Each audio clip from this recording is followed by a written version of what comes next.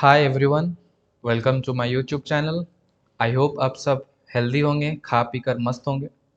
आज हम पढ़ने जा रहे हैं क्लास 10 का एक पोएम जिसका नाम है द ट्रीज। ये जो ट्रीज है, द ट्रीज जो चैप्टर है, ये चैप्टर थोड़ा सा आप लोगों को कंफ्यूजिंग लग रहा होगा।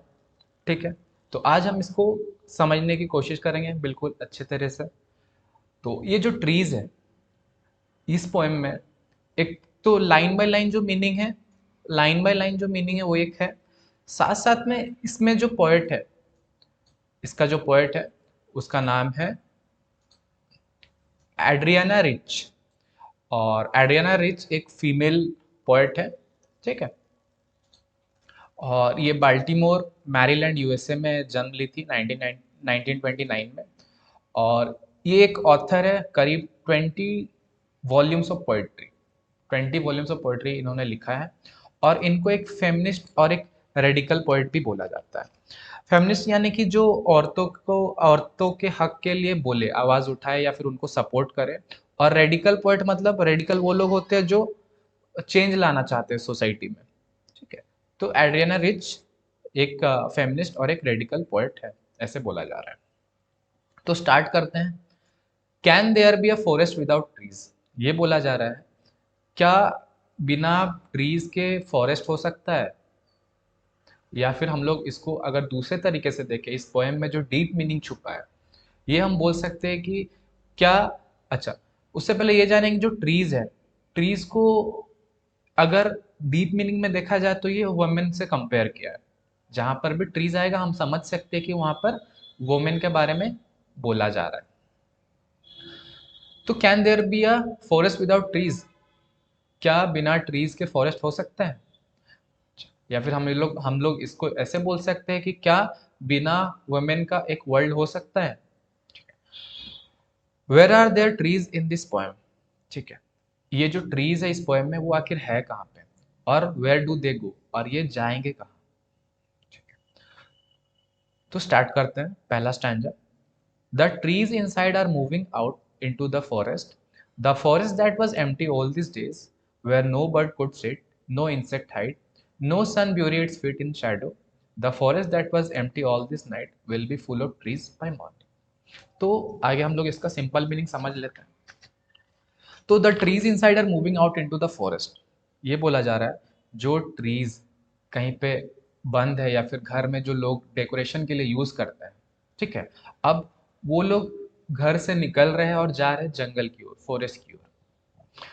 फिर बोला जा the forest that was empty all this days, ये जो फॉरेस्ट है जो इतने दिनों से खाली था, ठीक है, ये जो पेड़ है, ये जो ट्रीज है, ये निकल के धीरे धीरे अब फॉरेस्ट में जाने लगे हैं।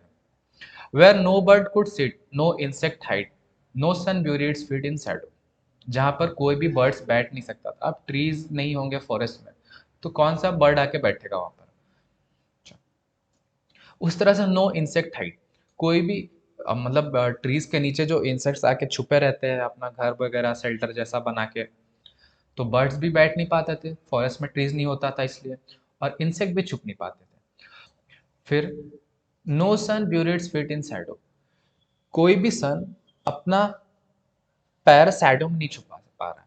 मतलब फॉरेस्ट होता है, फॉरेस्ट में जब सनलाइट पड़ता है तो जो ग्राउंड होता है, ग्राउंड में तो सनलाइट नहीं पहुंच पाता ना, क्योंकि जो लीव्स होते हैं, जो ब्रांचेस होते हैं उसको छेक देते हैं, सन का रेस को पहुंचने से छेक देते हैं। तो ये बोला जा रहा है कि जो सन है, जो सन का जो रेज है, वो अपना पैर को, अपना फीट को ब्यूरी नहीं कर पा रहा, यानी कि ब्यूरी यानी कि हाइड नहीं कर पा रहा। ठीक है, शैडो में, ये जो ट्रीज की वजह से जो शैडो होते हैं फॉरेस्ट में, उसमें हाइड नहीं कर पा रहा। The forest that was empty all this night will be full of trees by morning, ये बोला जा रहा है कि इतने रातों से ये जो फॉरेस्ट खाली था, अब वक्त आ चुका है कि अगले ही सुबह ये ट्रीज से भर जाएगा। तो ये था हमारा सिंपल मीनिंग। जो लोग घर में ट्रीज वगैरह को डेकोरेट करते हैं, अब वो जो ट्रीज है वो बाहर निकलने के लिए तैयार है, अपना ग्रोथ, अपना फ्रीडम को पाने के लिए तैयार है। अच्छा, अब इस स्टैंजा का डीप या फिर हिडन हिडन मीनिंग जानते हैं, जो इस पोएट जो इस जो ये पोएट लोगों को बतलाना चाहती है। द ट्रीज यानी कि हम लोग कंपेयर कर सकते हैं वुमेन के साथ। ठीक है, जो औरतें थे वो अब बाहर निकल रहे हैं, फॉरेस्ट में जा रहे हैं। यानी कि पहले ज़माने में तो आप लोगों को पता होगा, औरतों को ज़्यादा फ्रीडम नहीं दिया जाता था। बोला जाता था कि औरत होके, वुमेन होके क्या जॉब करोगी। और उससे पहले ज़माने में तो उनको पढ़ने भी नहीं दिया जाता था। एक लड़की होके क्या तुम लोग पढ़ाई करोगे, वगैरह वगैरह। तो बहुत सारे रिस्ट्रिक्शंस होते थे वुमेन में पहले। लेकिन अब पॉइंट ये हम लोग को कन्वे कर रही है, ये बता रही है कि अब वक्त आ गया है, अब टाइम आ चुका है कि जो भी वुमेन्स है वो अब घर से निकल रहे हैं, घर से निकल के जा रहे हैं फॉरेस्ट में, यानी कि आउटसाइड वर्ल्ड में जा रहे हैं। और ये जो फॉरेस्ट यानी कि जो आउटसाइड वर्ल्ड था, इतने दिनों से खाली था, जहाँ पर आ, औरत लोगों का खाली हो, मतलब वुमेन लोगों का खाली होने की वजह से बहुत सारी चीज़ें नहीं हो पा रहा था। और आज के जमाने ज़माने में तो आप लोगों को पता होगा, औरत लोग अच्छे जॉब कर रहे हैं और बहुत सारे इंडिया के लिए, बहुत सारे अपने कंट्रीज़ के लिए मेडल वगैरह लेके आ रहे हैं, नाम कमा रहे हैं। अच्छा, तो ये बोला जा रहा है कि इतने दिनों से जो वर्ल्ड है खाली था वुमेन से, अब अगले सुबह ही ये वर्ल्ड वुमेन से भर जाएगा। तो यही था हमारा पहला स्टैंजा। तो अब हम पढ़ते हैं स्टैंजा 2। लाइन बाय लाइन का मतलब जानेंगे पहले, फिर जानेंगे डीप मीनिंग क्या है। तो all night the roots were to dis to disengage themselves from the cracks in the veranda floor. The leaves strained towards the glass, small twigs stiff with exertion, long cramped boughs shuffling under the roof like newly discharged patients, half dazed, moving to the clinic doors. तो ये बोला जा रहा है all night the roots works, रात रात भर ये जो रूट्स है, प्लांट्स के, ट्रीज के जो रूट्स है, रात रात भर ये काम करते हैं। To disengage themselves from the cracks, disengage मतलब सेपरेट करना, in the veranda, veranda floor. तो वरंडा फ्लोर में जो क्रैक्स है, क्रैक्स में इनके जो रूट्स है, वहां पर वो फंस चुके हैं, वहां पर फंसे हुए हैं। और ये जो प्लांट्स के रूट्स है, कोशिश कर रहे हैं कि वरंडा फ्लोर के जो क्रैक्स है उसमें से खुद को कैसे सेपरेट करें, खुद को कैसे वहां से निकालें, खुद को कैसे डिसएंगेज करें। The leaves strain towards the glass, small twigs stiff with exertion. तो जो लीव्स है वो स्ट्रेन यानी कि मेहनत कर रहे हैं, एफर्ट्स लगा रहे हैं टुवर्ड्स द ग्लास। तो घर में जो भी विंडोज होता है, जो भी डोर होता है ग्लास के, मान लो, तो जो लीव्स है कोशिश कर रहे हैं, क्या मेहनत कर रहे हैं, एफर्ट लगा रहे हैं कि ये जो ग्लास है, ग्लास से कैसे हम लोग निकलेंगे। Small twigs stiff with exhaustion, और छोटे छोटे ट्विग्स यानी कि ब्रांचेस, या फिर हाँ, ट्विग्स यानी कि स्मॉल ब्रांचेस, और स्टिफ मतलब जो हार्ड हो जाता है। तो ये जो छोटे छोटे ब्रांचेस है ये हार्ड हो चुके हैं। कैसे? एग्जर्शन से। एग्जर्शन मतलब बहुत ज़्यादा फिजिकल एफर्ट लगा रहे हैं ये लोग, बहुत ज़्यादा कोशिश कर रहे हैं, बहुत ज़्यादा मेहनत कर रहे हैं। ये छोटे छोटे ब्रांचेस जो है कि हम यहाँ पर कैसे बाहर निकलेंगे, और ग्लास के साइड, ग्लास से कैसे निकलेंगे, वगैरह वगैरह। तो इसका मतलब वही है, एग्जर्शन का मतलब putting a lot of effort. तो ये जो स्मॉल ट्विक्स है, जो लीव्स है, मेहनत करते करते पूरा हार्ड पड़ चुके हैं। Long cramp boughs सफलिंग under the roof. तो बोल सकते हैं हम लोग, बॉज का मतलब होता है मेन ब्रांच, ट्री का जो मेन ब्रांच है। तो ये जो ट्री का जो मेन ब्रांच है, इतने टाइम से जो रेस्ट्रिक्शन लगा होता है इसके ऊपर, वो भी रूफ के अंदर सफल कर रहा है, मूव कर रहा है, कोशिश कर रहा है कि कैसे कहाँ से निकल पाए। Like newly discharge patients half days moving to the clinic doors. हाँ, हॉस्पिटल में जैसे जो लोग बीमार होते हैं, बहुत ज़्यादा सीरियस जो होता है, उनको उनका हालत जो थोड़ा सा भी ठीक होता है तो डॉक्टर उनको डिस्चार्ज कर देता है। लेकिन फिर भी उनके अंदर वीकनेस होता है, कमजोरी होता है, मतलब वो लोग अच्छे तरीके से, मतलब होश में वो अच्छे तरीके से नहीं होते हैं। तो मेडिकल में तो रहना किसी को पसंद नहीं है ज़्यादा दिनों तक। तो ये जो है, मतलब उनको अगर ज़्यादा दिन तक रह रहे हैं, उनको कैसा लगता है कि कोई कैद करके रख दिया है, कोई भी फ्रीडम नहीं, उठ नहीं सकते, चल नहीं सकते, बस एक ही बेड पे लेटे रहो। तो उसी तरह से ये जो ट्रीज है, बोला जा रहा है कि जैसे नए नए डिस्चार्ज पेशेंट कैसे होता है, नए नए पेशेंट डिस्चार्ज हुआ और क्लिनिक डोर से कैसे निकल रहे होते हैं, तो प्लांट्स को भी, ट्रीज को भी ऐसे ही बोला गया। ये हाफ डेज्ड है और क्लिनिक डोर्स की तो और बढ़ रहा है, ताकि वहाँ उस मेडिकल से, उस हॉस्पिटल से निकल पाए। तो ये था हमारा स्टैंजा 2 का सिंपल मीनिंग। अब जानते हैं इसका डीप मीनिंग। तो बोला जा रहा है जो सारी रात है, ये जो रूट्स है, यानी कि जो औरत लोग हैं, जो वुमेन लोग हैं, ये लोग ये सोच रहे हैं कि ये वरांडा फ्लोर में ही हम लोग का दिन कटता है, वरांडा फ्लोर तक ही दिन कटता है और घर के अंदर ही कटता है। तो हम लोग का जो फ्रीडम है, हम लोग का वरांडा फ्लोर तक ही है। तो कैसे ये जो वरांडा फ्लोर है, वरांडा फ्लोर में जो क्रैक्स है, इन क्रैक्स से मतलब इसके आगे हम लोग कैसे निकले, इसके आगे घर के बाहर कैसे निकले, बाहर की दुनिया कैसे देखे, इसका मतलब ये है वो वुमेन लोग यही सब रात भर सोचते रहते हैं।